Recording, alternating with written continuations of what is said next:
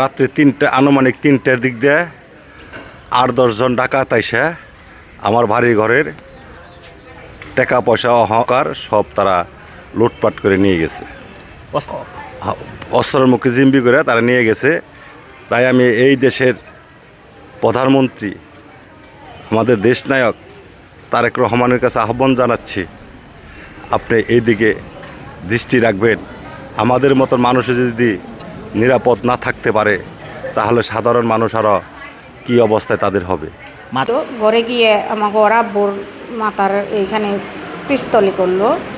পরে আমি তাকে বললাম যে আপনারা এখান থেকে সরেন, আমার হাজব্যান্ড হলো বাইপাস রোগী, অসুস্থ, আপনারা কী নেবেন আপনারা নিয়ে যান, কিন্তু এর কাছে আসেন আপনারা। পরে আলমারি খুলবো, পরে আমি বললাম যে আমি চাবি দিই, কয় কি চাবি নেওয়ার টাইম নেই। এই কথা বললে অনেক বড় এরকম ছিল, ওই টেস্টারের মতন কি যেন, ওইটা দিয়ে এই করে ভাঙে ফেলাইলো সব। ভাঙে ওরা টাকা গহনা মহনা সব ওরা ডাইলে একটা ব্যাগে নাকি কি এর মধ্যে জানি ওরা বললো। তারপর আমাদের গড় তাও করতে আছে, ওরা তল্লাশি করতে আছে আমাদের দুইজনের। আবার আইনে এই যে আমার শাশুড়ি যে রুমে আমার ননাসেরা ওই রুমে আমাকে নিয়ে আসলো।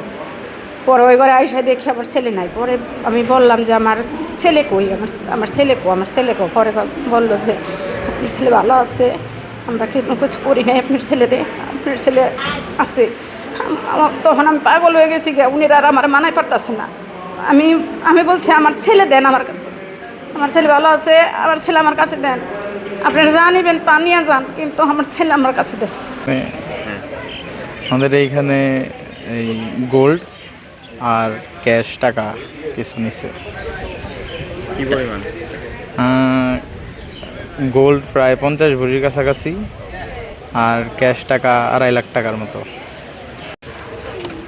গতকাল রাত 2:30টার দিকে এখানে একটি ডাকাতি হয়েছে মর্মে এরকম একটি সংবাদ পাওয়া যায়। আমরা রাতে ঘটনাস্থল পরিদর্শন করি।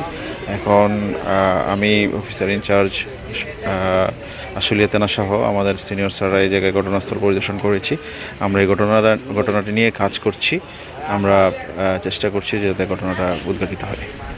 এটা আপাতত 6-7 জনের একটা ভিজিবল 6-7 জনের একটা দলের পাওয়া গেছে। পাশাপাশি আরও বেশি লোক ছিল কিনা এটা আমরা খতিয়ে দেখছি।